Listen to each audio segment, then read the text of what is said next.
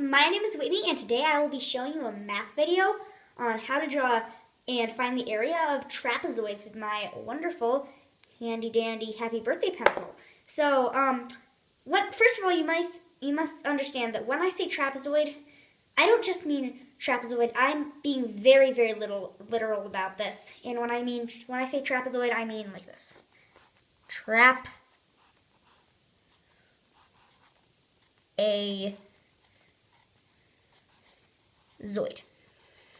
And if you have ever met a zoid, well, I'm sure you haven't, so I'll explain. Here I'm going to tell you a little zoid history. So a zoid is part rabbit, part dragon, and part pig. It's a special animal, and altogether it is a zoid. So, zoids are very cool. But we humans are very mean to these zoids, and long ago we used to trap them in magical contraptions called Trap-A-Zoids. And if you've ever heard of a trapezoid, well, you must think of it in a math way, but really, I'm going to tell you the truth about these evil trapezoid contraptions.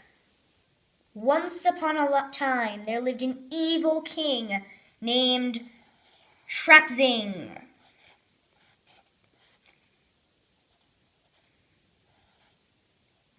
And Trap-Zing was utterly obsessed with these zoids for their fur, for their skin, for all these magical things about these zoids. And this guy, Trap-Zing, had his heart set on catching every single of these zoids. So he built this magical contraption, a trapezoid, with a bunch of his servants, and it looked something like this. Now, he made all sorts of these trapezoid things, and they had all sorts of different shapes and sizes, and sometimes they were very long, and sometimes they were very short, but also very long at the same time. So, oh, that was a bad one. So, anyway, he drew tons and tons and tons of trapezoids, and he became known for these trapezoids, and so soon people started buying them. And then I'll show you what exactly they did with the trapezoids.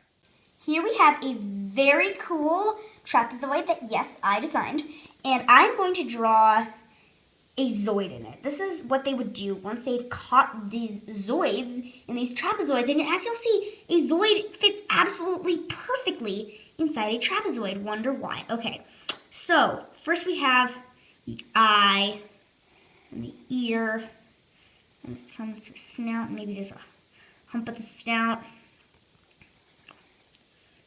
The trapezoids were beautiful, majestic creatures with long stories to tell, and they had humps. These trapezoids did. And then they had feet like a rabbit.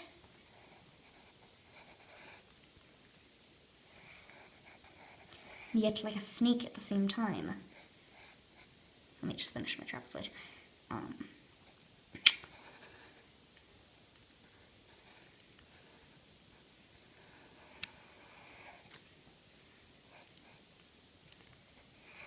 So here we have a trapezoid. Okay, so we have this trapezoid, and inside it is a zoid, and I feel so bad for the zoid because, well, as you're about to see, a couple things are going to happen to the zoid, and they might not like it.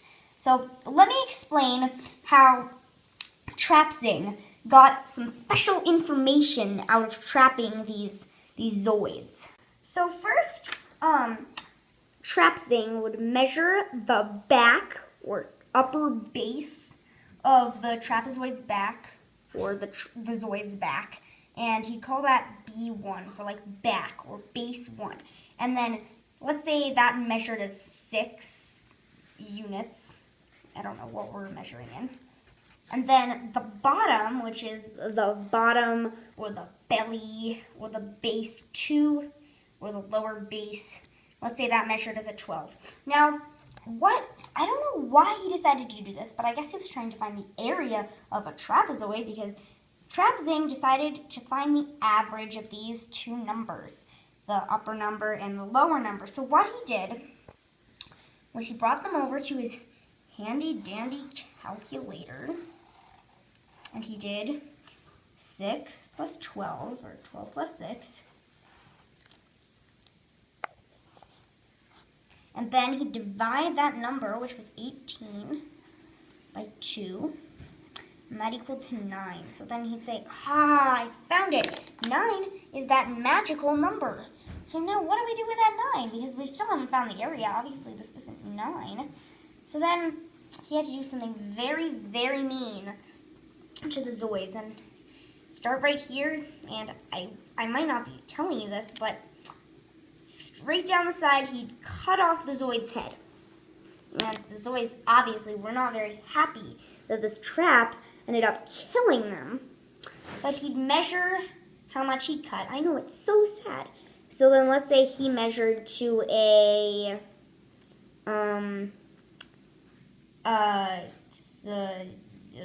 5. So then he'd take this number again, that magical average number that he found, and he'd go, okay, 9 times how much the Zoid was cut off. And he didn't exactly know why he was doing this until the end. Is 45. You go, okay, that's good. 45. That's good. Okay.